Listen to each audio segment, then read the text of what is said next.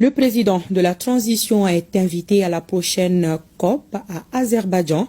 L'invitation lui a été remise ce matin par l'émissaire du président azerbaïdjanais, Aliyev Elchin Ambari, porteur de message, a profité pour évoquer la coopération entre le Mali et l'Azerbaïdjan. Plus de détails, je vous invite à écouter Elchin Amirbayev au micro de Mamadou Fani.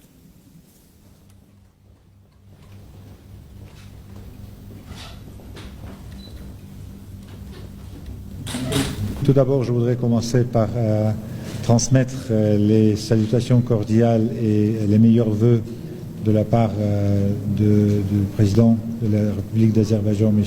Ilham Aliyev, et de la part du peuple azerbaïdjanais au peuple ami malien pour votre fête nationale le 22 septembre.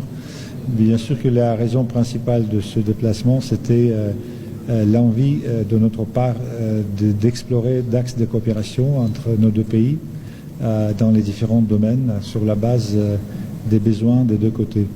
Donc dans 2 ans, nous allons marquer le 30e anniversaire d'établissement des relations diplomatiques entre nos deux pays. Donc, et sachant que nous avons des bonnes coopérations dans le cadre des différentes organisations internationales, au niveau de coopération bilatérale, nous pensons qu'il y a quand même le potentiel qui peut être utilisé plus efficacement. Donc c'était le sujet d'explorer ensemble dans quels sont les domaines dans lesquels les deux pays peuvent continuer et approfondir leur coopération. Et on a quand même parlé des possibilités qui existent dans le domaine de coopération politique, mais aussi dans le domaine de l'énergie, de l'industrie minière, mais aussi en ce qui concerne l'enseignement, y compris l'enseignement professionnel.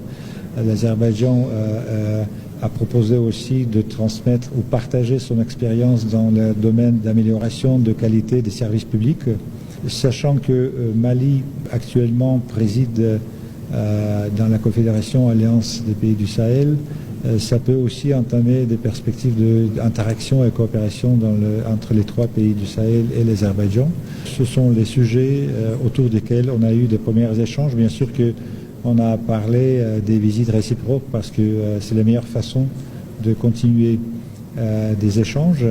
Et on a aussi pensé de constituer peut-être de mécanismes des consultations régulières. C'est un outil qui existe normalement entre beaucoup de pays. Donc nous sommes très reconnaissants pour ce temps précieux qui nous a été accordé par Son Excellence président de la transition, et nous comptons aussi sur la présence de la République du Mali au sommet du climat de l'ONU que Bakou, Azerbaïdjan, va accueillir en mois de novembre prochain.